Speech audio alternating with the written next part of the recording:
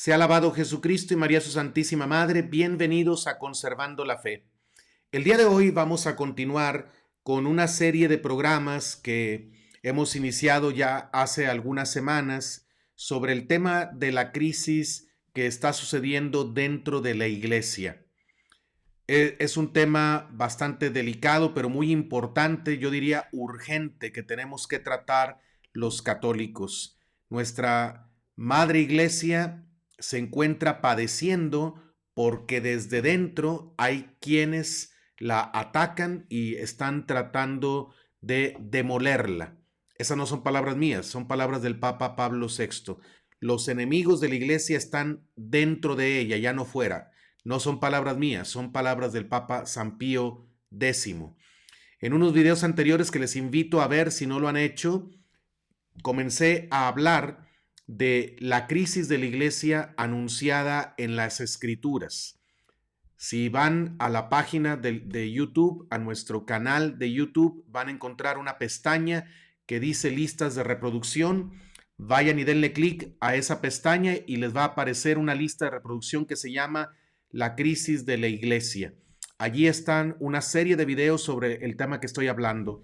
Después de varios videos en los que estuve tratando de explicar y demostrar cómo en las Escrituras está anunciado que la Iglesia pasará por tiempos muy difíciles y que será atacada también desde dentro. Luego hay otros videos en los que he estado exponiendo las alarmas que los sumos pontífices han estado sonando desde hace más de 100 años, diciendo que algo va mal dentro de la Iglesia.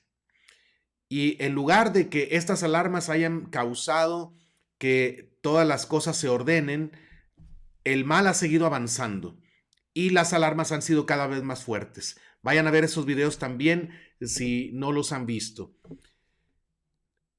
Después de estos videos en los que presento las voces, las advertencias de los sumos pontífices, comenzamos otra serie de videos en los que vamos a tratar sobre las advertencias que la Santísima Virgen María ha hecho también en los últimos 200 años respecto a que a la Iglesia le esperan tiempos muy difíciles, muy dolorosos. Son tiempos en que la batalla entre la mujer y el dragón, entre la descendencia de la mujer y la descendencia de la serpiente, se está recrudeciendo. Está haciendo cada vez más evidente esta batalla y no se reduce a explicarla de manera que sea la Iglesia contra el mundo, sino que dentro de la misma Iglesia hay quienes están trabajando para Satanás. Probablemente lo hagan sin saberlo, esperemos que nadie lo haga conscientemente, pero están trabajando para demoler la Iglesia. La Virgen María nos advirtió sobre estas cosas. En un video anterior estuvimos entrevistando a Xavier Reyes Heral y nos explicó el mensaje, triste mensaje pero urgente, de la Santísima Virgen María en La Salette, Francia. Una aparición que ocurrió en el siglo XIX, pero cuyo mensaje es bastante actual. El día de hoy vamos a hablar sobre las apariciones de María Santísima en Garabandal. Es un tema interesantísimo y para eso tengo un invitado especial a quien ya he tenido el gusto de tener en este canal, el señor Juan Romero, español, él, historiador, él mismo vivió en Garabandal, así que tiene mucho que compartir con nosotros sobre este tema que estará muy interesante. Les invito a que se queden con nosotros en este programa para que se enteren de lo que la Virgen María dijo en Garabandal. Vamos a hablar de en qué consistió el fenómeno, vamos a hablar de cuál fue su contexto histórico, cuál es el estatus que tiene respecto a aprobación o no aprobación de la Iglesia Católica, y también vamos a ver sobre todo con detenimiento en qué consiste el núcleo del mensaje de María Santísima en Garabandal y por qué es tan urgente que lo escuchemos y que reaccionemos según el pedido de la Virgen en este tiempo en que nos toca vivir. Pues antes de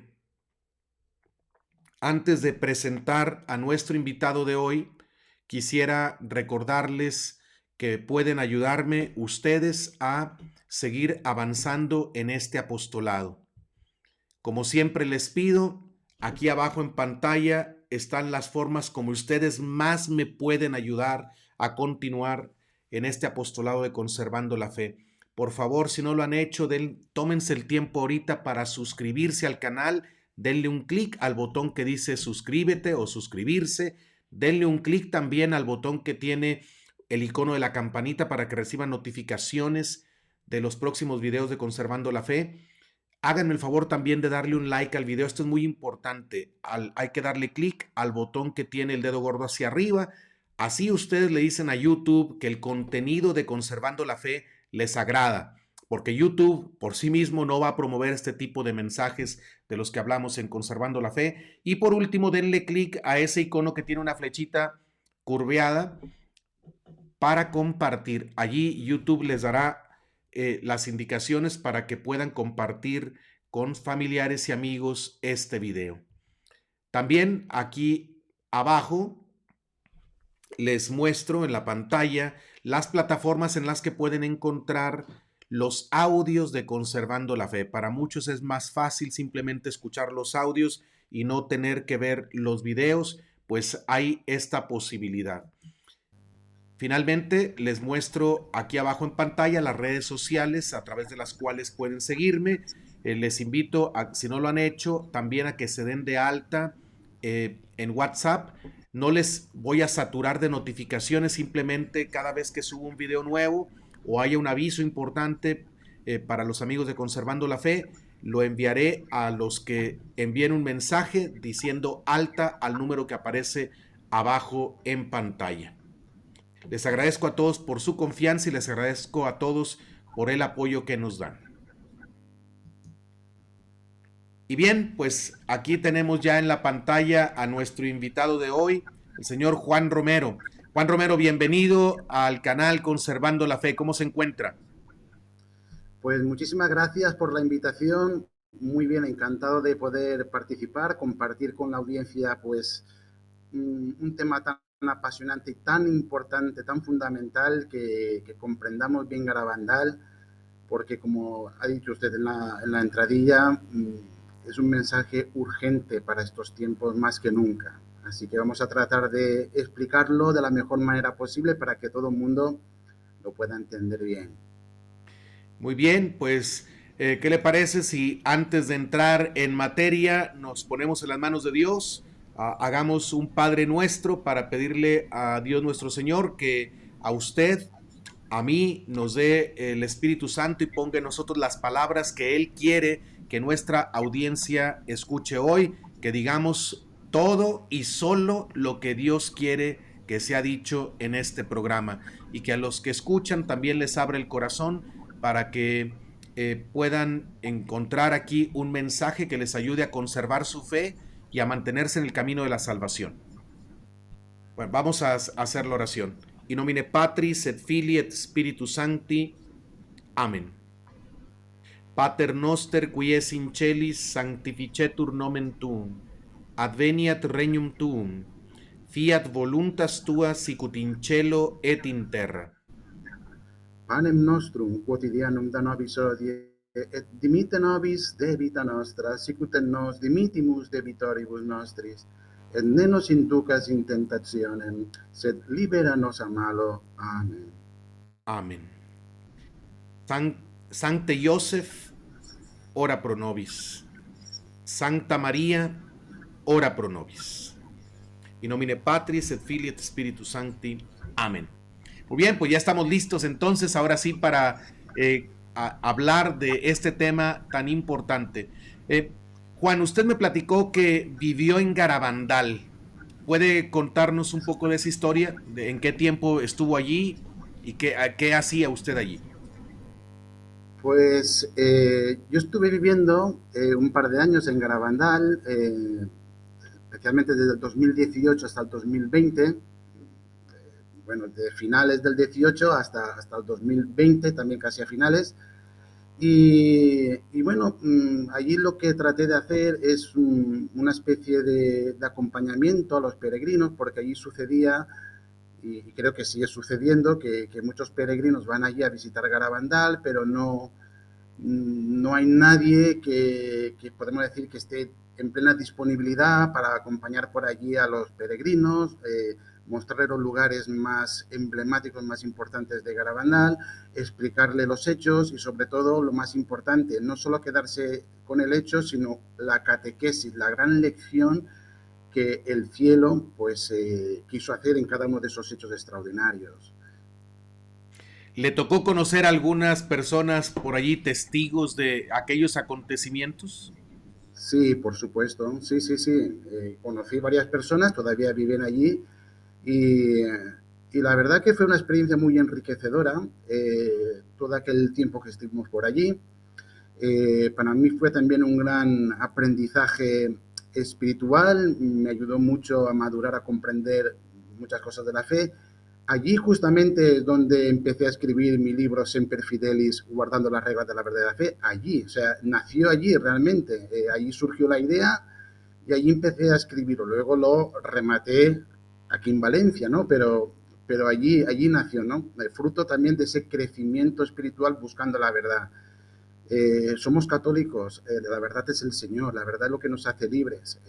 En la verdad está el Señor, en la ambigüedad o en la falsedad, pues no está el Señor. Entonces, en esa búsqueda del Señor, de la verdad, allí me ayudó mucho a poder hacer este trabajo allí. Entonces, eh, fue un enriquecimiento mutuo, porque el hecho de que pude acompañar allí a muchos peregrinos, incluso sacerdotes, seminaristas que venían por allí, es por lo que yo me percaté, me di cuenta de la confusión, de lo que más confundida estaba la gente. Entonces a mí me brindó un poco como el esquema, los puntos que urgía a aclarar a la gente de lo que más confusión tenía.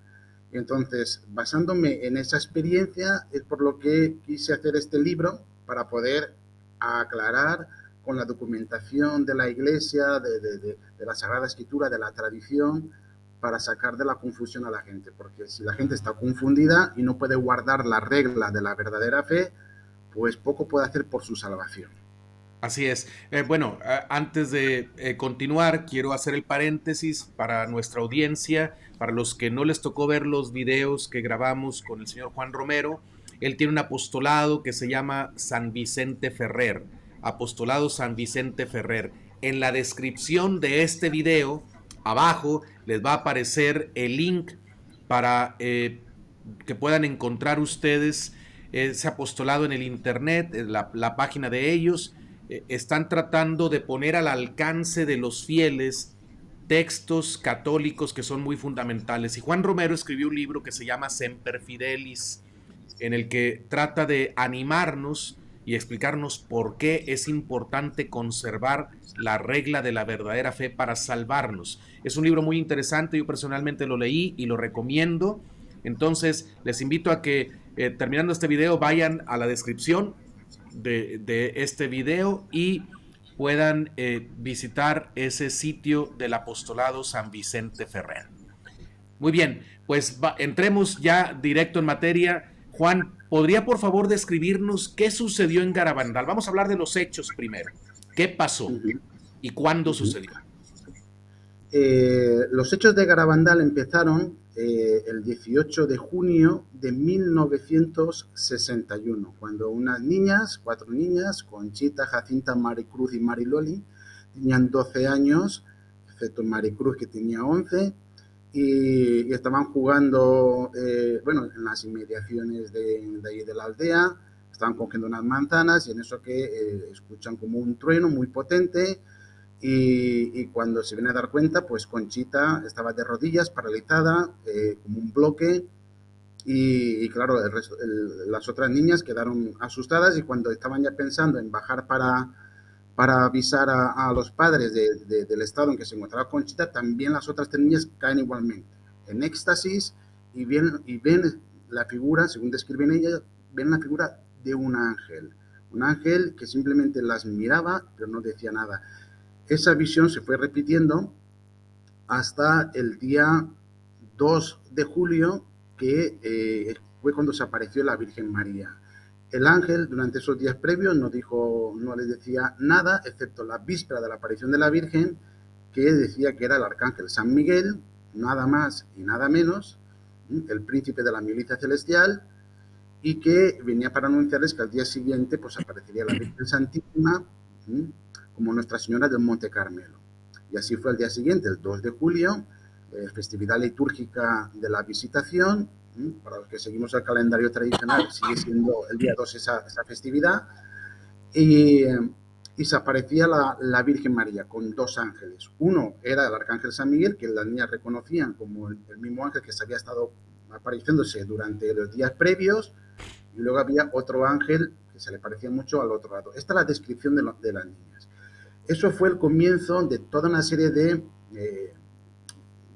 podemos decir, de apariciones, de fenómenos místicos que se computan por más de 2000, a lo largo de esos años. Empezaron en el 61 y acabaron en el 65. Viene de verdad que sobre todo esa gran profusión de apariciones fue en ese mismo año 61 y sobre todo en el 62, que fue el año más acontecimientos tuvo, ¿no? Esto tiene lugar en una aldea que se llama San Sebastián de Garabandal, que está en el norte de España, en las montañas, en la región de Cantabria, y desde entonces, bueno, pues empiezan a prodigarse toda una serie de fenómenos inexplicables naturalmente. Aquí obviamente estamos haciendo simplemente un análisis, no estamos emitiendo un juicio definitivo, pero sí que nos podemos tomar la libertad y también el deber como católicos de examinar, acercarnos a ver qué es lo que ocurrió allí, ¿no? Porque si lo que ocurrió en Garabandal es verdad, es algo impresionante, algo inaudito en toda la historia de la Iglesia. O sea, porque toda esa profusión de apariciones y sobre todo, como luego analizaremos, el mensaje, que ya no es una profecía en los dos mensajes principales, sino que es una constatación, pues es algo que merece mucho la pena reflexionar.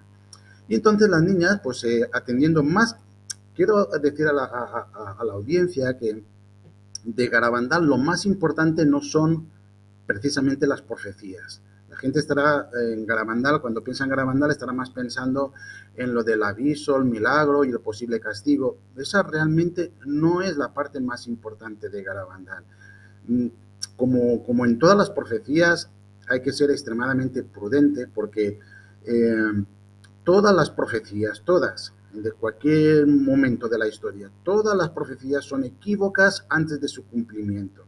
Han habido grandes santos que también han hecho grandes profecías, santos que nadie dudaría de ese calibre, y aseguraron muchas cosas y luego no ocurrieron como ellos interpretaron que iban a ocurrir. Entonces, como aquí nos estamos moviendo en el terreno de las revelaciones privadas, aunque sea un mensaje de proyección pública para toda la humanidad, pero la revelación pública acabó con la muerte del último apóstol, San Juan Evangelista. Ya no se puede añadir nada nuevo a la fe, ya no necesitamos saber nada nuevo para nuestra salvación, está ya todo dicho.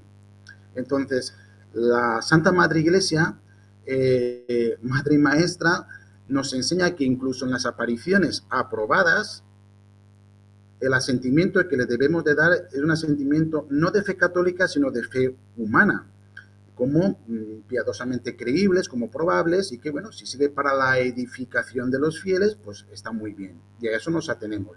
Pero yo quiero también advertir aquí en este momento en que lo más importante para nuestra salvación es que conozcamos bien a fondo nuestra fe, la doctrina, y la guardemos, la apliquemos a nuestras vidas. Eso es lo que realmente va a determinar nuestra salvación. No tanto como veo que sucede a muchas personas que están muy pendientes de las últimas revelaciones, mensajes privados de aquí y de allá, pero desconocen lo más elemental de su fe, como si tuvieran que estar pendientes del oráculo a ver qué es lo último. No es lo último, sino lo primero, lo más importante. O sea que es más importante conocer el catecismo básico que los mensajes de Garabandal. Es Claro, más porque importante leer los evangelios que leer el mensaje de Garabandal. efectivamente, porque el mensaje de Garabandal no va a aportar nada nuevo, ni podría aportar nada nuevo, porque en el mismo momento que hay una revelación privada, aparición o no aparición o lo que sea, y aportara un dato nuevo conforme a la doctrina, conforme a lo que la Iglesia siempre ha enseñado, eso tiene que ser, como dice el padre Adolf Tanqueray en su libro, que es muy interesante, es un tratado sobre la ascética, compendio de teología ascética y mística, es un libro súper interesante, no sé si se ve. ¿Mande? Eh, Sí, sí, sí, sí, sí.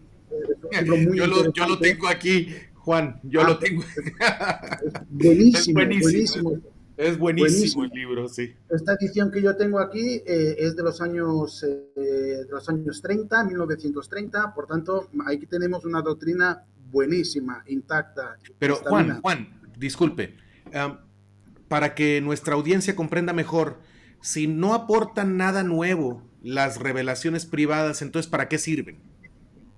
Sirve para recordarnos la fe de siempre.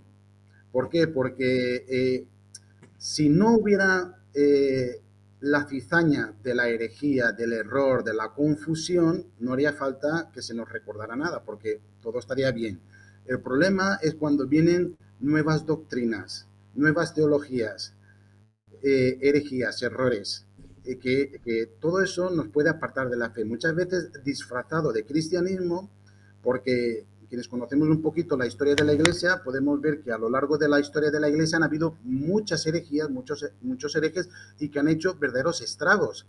Sin ir más lejos, podemos situarnos en el siglo IV con el arrianismo, cuando prácticamente la totalidad de la jerarquía, el 95-98% de la jerarquía de aquel momento, sucumbió a la herejía arriana que incluso negaba que Jesucristo es Dios. Esto es gravísimo y costó siglos costó erradicar el arrianismo. Y San Jerónimo decía, y gimió el orbe de verse arriano, ¿no? A menudo desastre, menos mal que hubieron unos pocos obispos como San Atanasio de Alejandría y algunos más, y sacerdotes y fieles, que resistieron y conservaron la verdadera fe. También si nos situamos en el siglo XVI, y esto tiene mucha relación con Garabandal ahora, el que hizo estragos fue Lutero. De la diferencia en el año que él nació y el año que él murió, un tercio de la cristiandad había dejado de ser católica, un tercio. Y encima había sembrado un germen dentro del cristianismo que llega hasta estos días.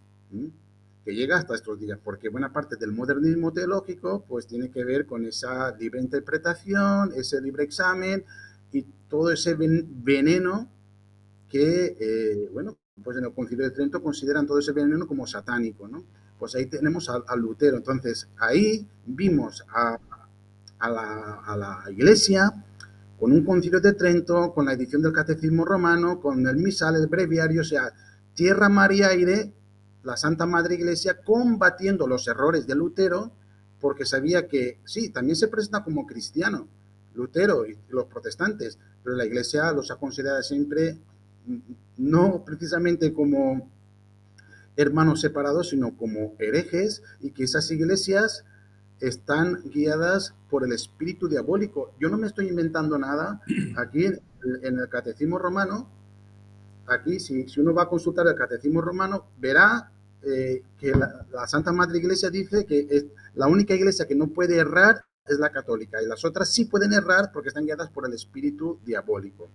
Pues esos son los errores. Entonces, claro, ante esa intoxicación, es necesario que la Virgen, el cielo, pues como en el Antiguo Testamento también, ¿no? A través de sus profetas, en este caso ya el Señor no manda solo profetas que pueden mandar, sino manda a la Santísima Virgen, a su madre, ¿no? Para que a ver si así le hacemos caso, ¿no?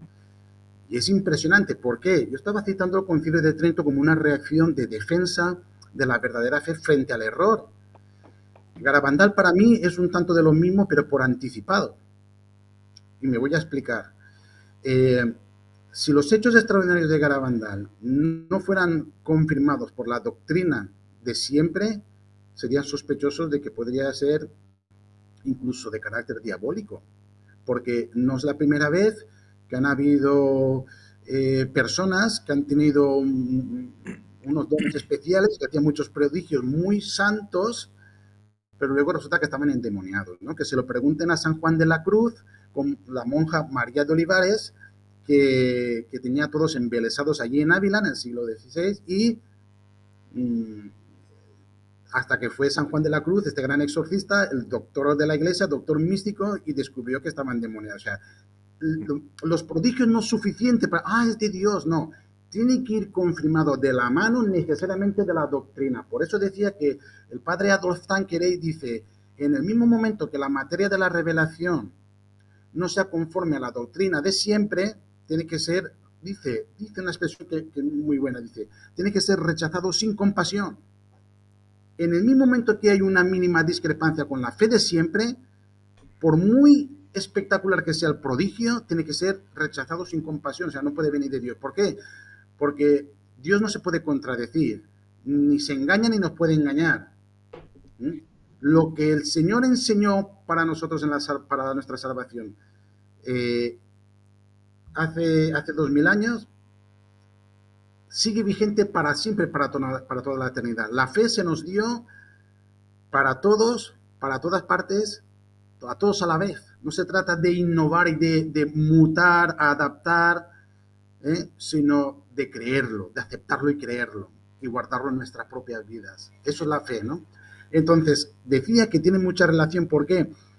Porque si nos atenemos a los hechos de Garabandal, con lo que estaban expresando esos hechos, estamos en la doctrina tradicional de siempre. Con los sacramentos, cuando las niñas en éxtasis, pues se les insistía, ¿no?, la importancia de la confesión, del recibir debidamente a nuestro Señor. El sacramento del matrimonio, cuando descubría la Virgen aquellas parejas que no estaban casados y que estaban juntos, ¿no? El sacerdocio católico, los sacramentales, la importancia también de los sacramentales, y sobre todo Garabandal es muy especialmente eucarístico, la Santa Misa. Podríamos decir que el buque insignia de Garabandal, el milagro buque insignia de Garabandal es un milagro eucarístico. Yo lo suelo decir de esta manera: si en Lourdes podemos decir que el milagro buque insignia son esas aguas que brotan de allí, ese gran milagro que la Virgen hizo allí, en Fátima posiblemente, ¿no? Pues el milagro buque insignia es el milagro del sol, ¿no? O sea, el milagro más, podemos decir, más llamativo, ¿no? Pues en Garabandal el milagro buque insignia es un milagro eucarístico.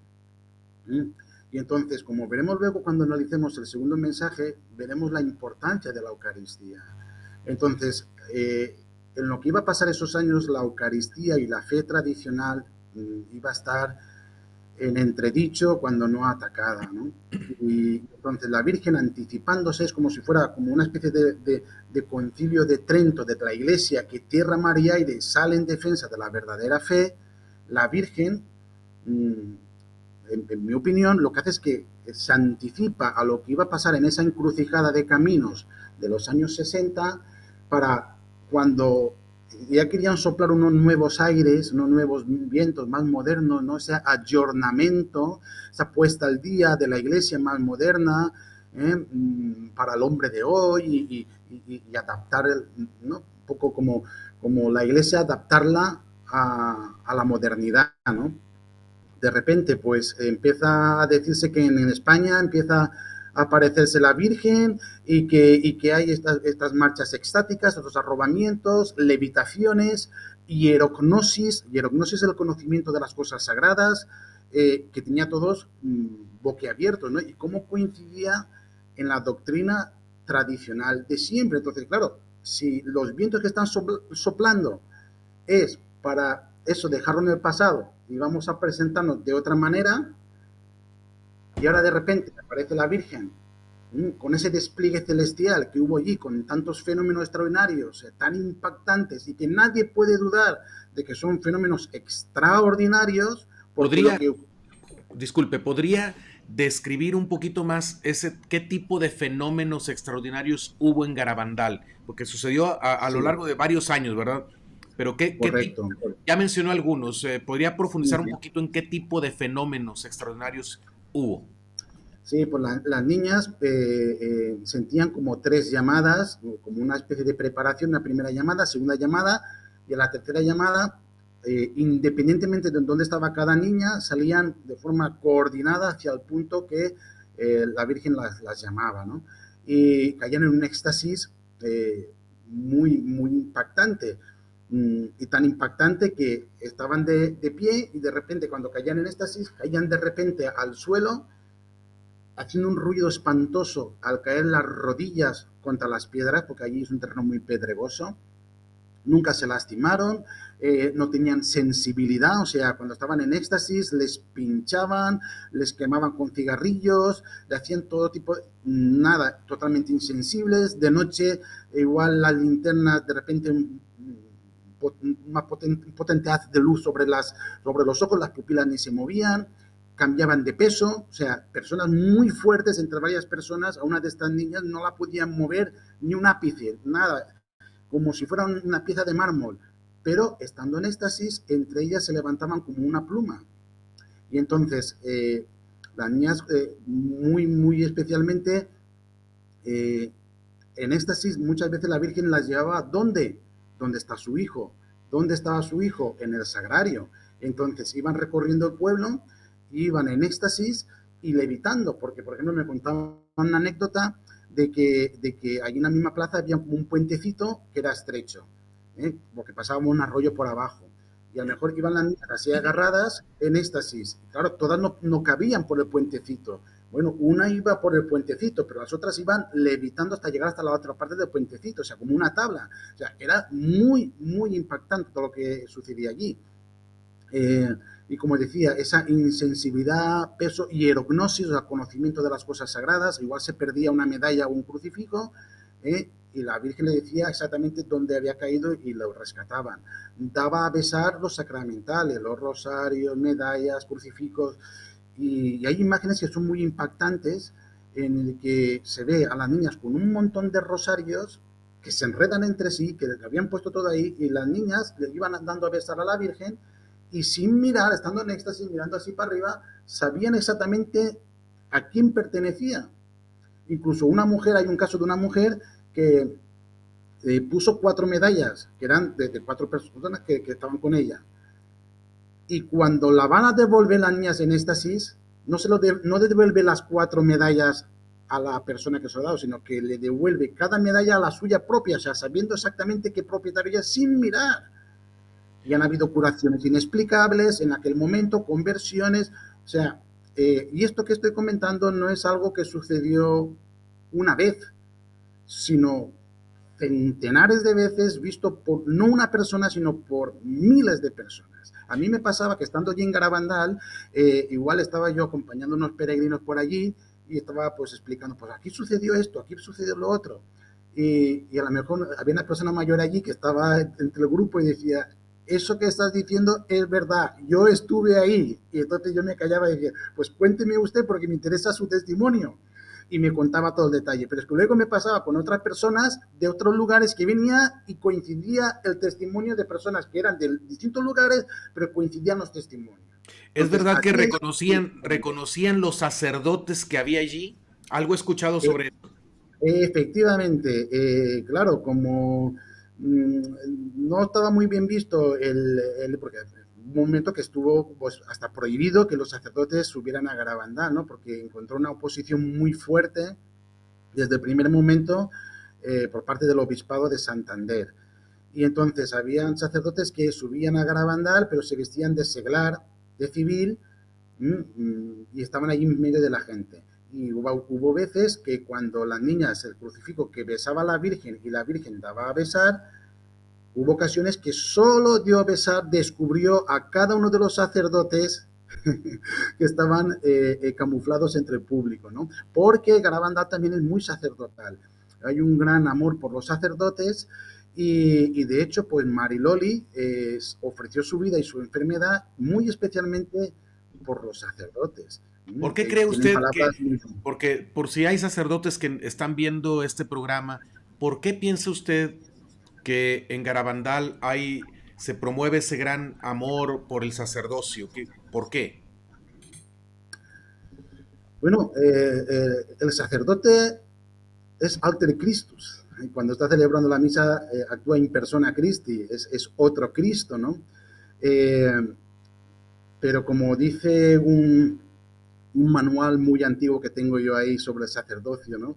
No hay una dignidad mayor sobre la tierra que es el sacerdote auténtico con vocación verdadera. Pero dice ese manual, creo que es del siglo XVIII, que lo tengo ahí, pero dice, pero aquel sacerdote que no tiene vocación, que no vive verdaderamente, dice ahí en ese mismo manual, dice, es como un intruso, es algo peligroso porque puede llevar a la perdición a las almas. Entonces, el sacerdote, verdaderamente sacerdote, es la mayor dignidad que se puede tener sobre la tierra. Eso lo dice también el catecismo romano. Eh, Sí, sí, sí, sí, sí, a sí. mí cuando lo Correcto. leí la primera vez me sorprendió bastante. Me A mí me quedé. encantan esa manera de expresarse porque se dice muy claramente y es lo que es. ¿Eh? Por eso, bueno, antiguamente y ahora también lo hacemos, ¿no? Especialmente con los sacerdotes tradicionales que se conservan las formas de besar las manos, ¿no? Del sacerdote. O sea, cuando uno se encuentra con un sacerdote católico, la manera de saludar no es como un colega, sino que uno coge la mano y le besa la mano, ¿no? Porque con esa mano nos... Hoy se diría que eso es clericalismo. No, de clericalismo no, o sea, o podemos decir que es apostasía, porque si creemos que con esas manos está bajando al Señor y tocan al Señor, y son realmente las únicas manos que han sido consagradas para sacrificar y tocar al Señor, pues claro que sí, que esas manos tienen que ser besadas, no porque sean las manos de un sacerdote, no, porque son las manos del mismo Cristo en la Santa Misa. Una pregunta más, también sobre respecto a los hechos extraordinarios de Garabandal. Eh, bueno, muchas de estas cosas que usted describe lo pudo ver la gente. O sea, los hechos extraordinarios no solamente los vieron las niñas, las videntes. Las videntes veían a la Virgen o veían a los ángeles. La gente no, ¿verdad? La gente no veía la Virgen. No, no, la Virgen, no. Lo que sí ocurrió un caso muy particular, que es el del padre Luis María Andreu, ¿eh? Que en un momento dado, en los éxtasis, en los pinos, pues este sacerdote joven, que no tenía tampoco, vamos, ninguna enfermedad, no tenía ningún problema de salud ni nada, pues este sacerdote en un momento dado empezó a gritar, milagro, milagro, milagro, y bajando ya hacia su residencia en el coche, no paraba de decir, hoy es el día más bonito de mi vida, qué madre tenemos en el cielo, qué feliz estoy, porque hasta o sea, le permitió entrar en el campo visual no místico que estaban viendo las niñas, pudo ver el milagro y entonces estaba tan feliz que murió de felicidad, ¿no? O sea, por eso decía al principio que no se conocía ninguna enfermedad, no tenía nada, era joven, y entonces él sí vio a la Virgen, bueno, estuvo en el campo de visión de las niñas, ¿no? Ok. Y ese sacerdote, según entiendo, hay una profecía de que en algún momento, creo que es el día del milagro, que va a estar su cuerpo incorrupto. Es así? Efectivamente, esa es la profecía de Conchita respecto al padre Luis María Andreu. ¿Sí? Pero lo que yo decía al principio, yo en el tema de las profecías hay que ir con mucho cuidado porque no porque sea Conchita, no, es que los santos, los mismos santos, les ha sucedido porque también, claro, a la pobre Conchita, a ver si esto que dijo no se ha cumplido, esto que ha dicho no se ha cumplido, no sé, ya, a ver si va a ser ella diferente al resto de los santos. O sea, si es que eso les ha pasado a los más grandes santos, porque las experiencias místicas no es una experiencia como una realidad física normal, cotidiana. O sea, por eso muchas veces las personas que tienen estas experiencias místicas, lo que en un momento dado Dios les da, en otro momento dado se lo puede quitar. Por eso les ha pasado también a muchos santos luego tener sus dudas o incluso las negaciones. ¿eh? Porque también se ha hablado del tema de las negaciones de las niñas de Garabandal. Pero es que tenemos que entender que las experiencias místicas permiten eso, o sea, porque no es algo que uno, no sé, es como si yo ahora voy a comprar el pan y me encuentro con mi vecino y yo puedo decir, no, yo he visto a mi vecino y me ha dicho tal, pero es una experiencia real, cotidiana, normal, pero en una experiencia mística, eso no es algo que se pueda hacer así como, no sé, como una especie de radiografía y que quede ya patentado para siempre así, o sea, esto está en el alma. Además, varios santos, tengo entendido también, han tenido dudas respecto de sus experiencias místicas. Es decir, que en algún momento han dudado de si realmente viene de Dios o viene de ellos, se lo están imaginando. Eso me parece que es normal, Pues, porque no son pues si, a las que estemos acostumbrados ninguno de nosotros, ¿no? sin ir más lejos, pues Santa Margarita de Alacoc, la del Sagrado Corazón de Jesús, ella reconoce que había momentos que se le aparecían dos Sagrados Corazones y muchas veces no sabía distinguir cuál era el auténtico, porque uno le decía unas cosas diferentes respecto al otro, o sea, se le aparecían dos. Qué Y ella barbaridad. misma no sabía discernir cuál es el auténtico. ¿Por qué? Porque entonces, claro, entonces cuando uno tiene unas experiencias místicas, sí, lo que el Señor en ese mismo momento, la gracia que nos puede estar dando, pero luego también está el elemento humano y luego, ¿por qué no? También puede hacer acto de aparición por ahí rondando, pues el enemigo para confundir, para desesperar, para abatir a esa persona, para confusión de otro. Entonces, por eso que cuando hablamos de revelaciones privadas, no es como cuando uno coge el Evangelio y dice, palabra de Dios, ¿no? Ahí sabemos que es palabra de Dios y ahí no se puede dudar, pero cuando son revelaciones privadas, hay que tomarlo de forma prudente, como algo probable, que es lo que la Iglesia siempre ha enseñado, aunque las apruebe. Entonces, estos fenómenos, vuélvanos a decir, ¿en qué periodo de tiempo se dieron? ¿Comenzaron en En el 61, 1961? 1961 hasta el 65. Ok. Eh, pero como decía, especialmente fueron los dos primeros años cuanto más apariciones hubo. Luego hubo un periodo como de paréntesis que se detuvieron las apariciones. Y luego, si quiere, explicaremos en qué momento coincidió con el contexto histórico de lo que estaba ocurriendo. Respecto a lo que me preguntaba al principio, en qué situación canónica está, eh, vamos a ver, Garabandal va a tener un problema para que sea aprobado o simplemente para que sea estudiado de forma seria. Porque hasta el día de hoy se han hecho dos comisiones, una en su momento, en el tiempo de las apariciones, una comisión que en todo el tiempo de las apariciones solo subió a Garabandal 3 veces. Y encima se sentaban en la puerta de la iglesia a fumar. Y las niñas estaban en éxtasis en los pinos o en la calleja y los que se supone que tenían que investigar de esa comisión, pues ni tan siquiera acudían. Hicieron informes falsos y el mismo máximo responsable, que era el doctor Morales, en 1983 tuvo que convocar una conferencia en el Ateneo de Santander para decir que habían hecho unos informes falsos y que para él Garabandal era verdad. Entonces, esa comisión lo que se propuso fue tratar de aplastar, acabar cuanto antes con Garabandal. Nada más comenzar desde el primer momento. Garabandal molestaba. Y luego se hizo otra comisión a finales de los 80 y pasó lo mismo. O sea, es alucinante, pero es que pasó lo mismo. O sea, según el testimonio de un antropólogo del pequeño equipo de gente que se envió el obispado allí para investigar en la segunda comisión, el mismo antropólogo bueno, que da su testimonio dice que no se supieron 2 o 3 veces, gente que además no tenía nada que ver con lo que se suponía que tenían que investigar, el cuestionario que pasaron a la gente y en el pueblo no tenía nada que ver de respecto a lo que habían visto en aquellas experiencias, sino simplemente preguntando si había habido un poco de especulación urbanística, no sé quién es igual, o sea, ¿eso qué investigación es sobre el caso? Eso sí, dice, comimos muy bien en un pueblo vecino de ahí, o sea, esta es la seriedad, ¿no? Garabandal molesta, ¿por qué va a contrapelo?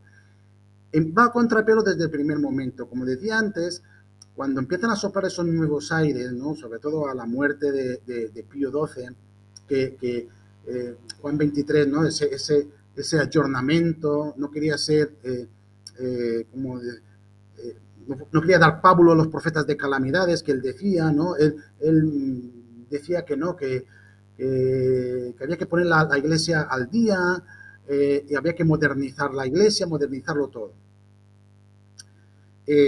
Todo eso empieza, es verdad que los enemigos de la iglesia, modernismo, como muy bien denunciaba San Pío X a principios del siglo XX, pues el enemigo por dentro no había parado de avanzar.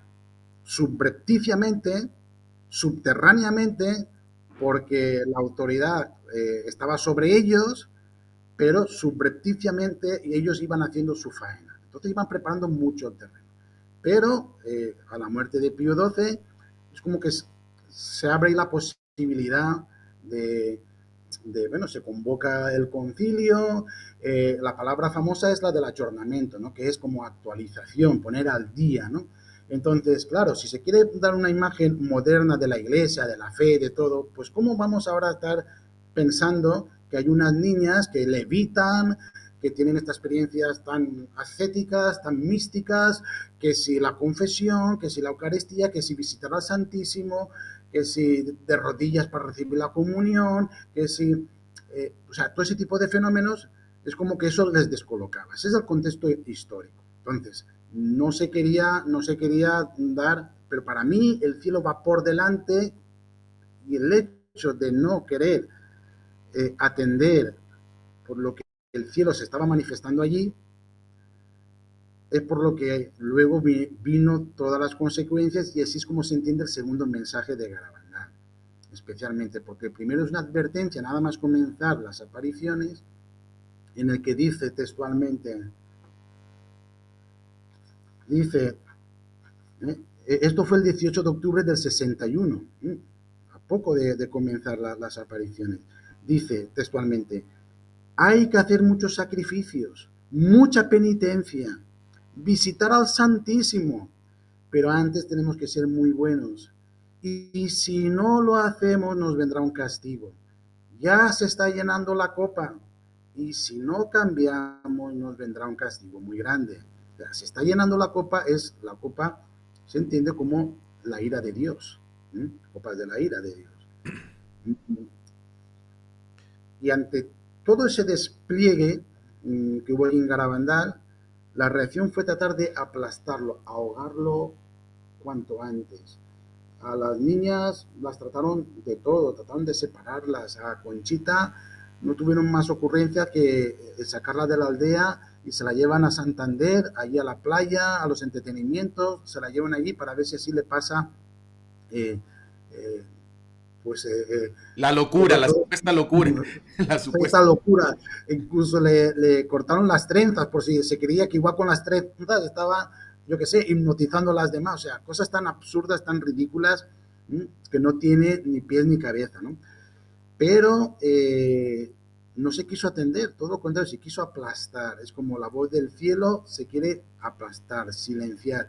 Para mí es como un pequeño Nazaret allí en las montañas de Cantabria, un pequeño Nazaret con un gran despliegue celestial de la doctrina tradicional de siempre puesta en escena. Los sacramentos, los sacramentales, la modestia en el vestir, el sacerdocio católico, eh, todo, o sea, todos los fenómenos estaban como confirmando, se confirmaban mutuamente la doctrina con los milagros, los prodigios, o sea, porque si no van de la mano, insisto, los prodigios, los hechos extraordinarios, de la mano de la doctrina de siempre inmutable, eso es sospechoso, pero cuando es un refuerzo, Eso apunta en buena dirección, ¿no? Falta luego estudiarlo todo bien a fondo, eso por supuesto.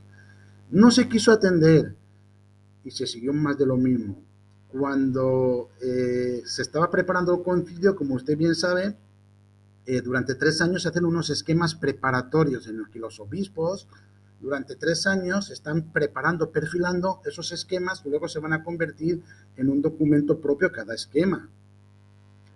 Usted sabe que nada más comenzar el concilio, todos esos esquemas fueron tirados a la basura. Todos. Entonces pilló a los obispos a contrapié porque ya tenía que improvisar, no algo que estaba preparado. El mismo esquema de la Santísima Virgen iba a tener un documento propio y fue tirado a la basura. Y quedó ahí en un capitulito de la Lumen Gentium en el que bueno, sí, la madre de la iglesia, muy bien, pero es que hay algunos que lo sobredimensionan, como si pareciera que acabamos de descubrir, después de casi 2000 años de catolicismo, con los más altos atributos vamos, consideraciones a la Santísima Virgen, parece que acabamos de descubrir la Virgen María porque la llamamos Madre de la Iglesia, que tiene toda su lógica. Si la Iglesia es el cuerpo místico de Cristo y la Virgen María es la Madre de Cristo, pues claro que es la Madre de la Iglesia. Pero hasta eso fue también a la basura. Pero el único documento que no tiraron a la basura fue el de la liturgia, porque ahí sí que había prisa en poner en marcha la reforma litúrgica, que ellos estaban pretendiendo desde hace mucho tiempo. Que ya se habían dado algunos pasitos antes, ¿no? Todavía desde Ya, tiempos del Papa Pío XII se dieron algunos pasos. ellos ya consiguieron algunos logros en el pontificado de Pío XII. Porque en 1948 se genera una comisión litúrgica en el que ya, por desgracia, aparece un personaje de no muy feliz memoria como el padre Aníbal Bugnini. Me refiero para la liturgia, ¿no? De no muy feliz memoria porque el destrozo que se hizo fue brutal, ¿no? Pero bueno, también porque se le permitió, al fin y al cabo él no tenía más autoridad que lo que se le permitía hacer, eso hay que reconocerlo. Entonces, ya en los años 50, es que lo hacen de forma muy subliminal. Empezaron por eh, poner la vigilia pascual, que se hacía en aquel entonces por la mañana, la vigilia del sábado santo se hacía por la mañana. No vamos a trasladarla por la noche, tarde-noche, porque hombre, es más lógico que esté, bueno, si es vigilia, pues que se haga por la noche. Vale, entonces, venga, admitimos, vamos a cambiar luego. Bueno, ¿y por qué no cambiamos también ya la Semana Santa? Se cambia, o sea, se empieza por una cosita. Entonces, muchas cosas de lo que luego se iban a ver en el Novus Ordo, ya lo vemos en la Semana Santa reformada que entró en vigor desde el año 1956. Muchas cosas, o sea, la eliminación de las oraciones a pie del altar, el uso de la lengua vernácula, ya algunas partes ya de cara al pueblo, o sea, ya empiezan a aparecer ya algunos elementos, o sea, como sus experimentos ya puestos en práctica en la Semana Santa. Es verdad que muchas de estas, sí, estas personas del movimiento litúrgico, que no era el original precisamente de Don No era el Prosper original. Guerin, Eso es muy importante decirlo, no era el original. no era original porque nada tiene nada que ver eh, la subliminidad a la hora de explicar la liturgia y de defender la liturgia de Don Prosper Guéranger con esta gente, que esta gente aprovechó la inercia del movimiento litúrgico original para ellos darle la vuelta justamente en dirección contraria. ¿Por qué se lo digo? Don Prosper Guéranger en el siglo XIX, él fue el gran restaurador de la Orden de San Benito en Francia y del canto gregoriano y de la liturgia. Es uno de los más eminentes liturgistas de toda la historia de la Iglesia. Pues Don Prosper Guéranger, en su gran obra, Instituciones Litúrgicas, en un capítulo se titula La herejía antilitúrgica. Entonces él va haciendo como una radiografía del perfil de los herejes antilitúrgicos en el siglo XIX. Y luego cuando uno ve, pues, todo lo que empezaba a hacerse ya a finales de los 50 y sobre todo en la encrucijada de los años 60, coincide perfectamente lo que en el siglo XIX Don Prosper Guéranger describía a los herejes antilitúrgicos. Luego vemos que estaban operando ahí mismo, ¿no? Yo en el mismo Semper Fidelis, aquí recojo ese capítulo detalladamente para que eso es difícil de encontrar, pero para que lo puedan leer más fácilmente aquí, traducido ya al español, ¿no? Entonces, todos estos innovadores litúrgicos, por decirlo de alguna manera, están haciendo su faena ya a finales de los años 50. Yo Pero, quiero hacer un paréntesis también. Yo tengo aquí este otro librito de Don Prosper Guéranger, La Santa Misa Explicada. Pero la intención del movimiento litúrgico original no era cambiar la liturgia con el pretexto de que la gente no le entendía, sino de buscar maneras para que la gente pudiera comprender más la liturgia.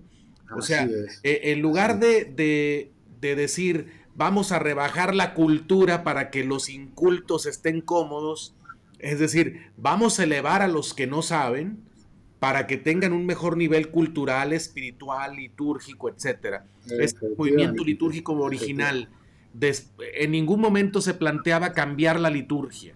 Eso Para empezó nada. después, exactamente, ese es problema ya del siglo XX, ¿verdad? Del siglo También XX, bueno, hay algunas figuras. otro logro que tuvieron, creo yo, no sé qué piense usted, en el tiempo del Papa Pío XII fue que se sacó una nueva traducción del Salterio, de los Salmos, para el oficio Sí, divino.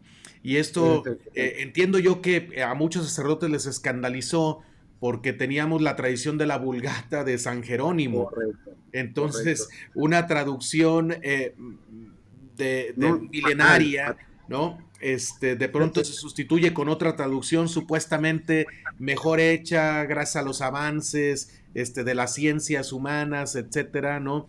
Entonces, No, también eso no, fue otro golpe, ¿no? A la liturgia es tradicional. que, es que el mensaje que se da es que lo que ha sido así durante tanto tiempo, ahora de repente ya se cambia la tendencia. Ya no es la conservación, el crecimiento orgánico armonioso de lo que hay, sino que ya se cambia la tendencia, se cambia ya un rol hacia la innovación, hacia el cambio. Entonces, ya el mensaje es, si podemos cambiar esto, ¿por qué no también cambiamos lo otro? Es como que uno abre el melón y una vez abierto el melón, pues ¿por qué no también cortamos por aquí y por qué no cortamos también por aquí? Entonces, el mensaje que se lanza es de que se puede cambiar todo. Y al final se acaba cambiando la fe.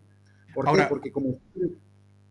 perdón, otro elemento que me parece importante en el contexto anterior a Garabandal, a ver qué le parece a usted, es la expectativa que había de la revelación del secreto, tercer secreto de Fátima, o la tercera parte del secreto de Fátima, que la hermana Lucía había dicho que se debía revelar a su muerte o a más tardar en 1960, lo que ocurriera primero. Entonces estaba el mundo en expectativa, la gente católica estaba con la idea de que el Papa iba a revelar el secreto, luego Papa Juan XXIII decidió no revelarlo, pero no solo eso, en el discurso de apertura del concilio habla de los profetas de la desgracia o del terror, no me acuerdo cómo los llama, pero todo el mundo Profeta de entendió, calamidades. de Profeta, calamidades.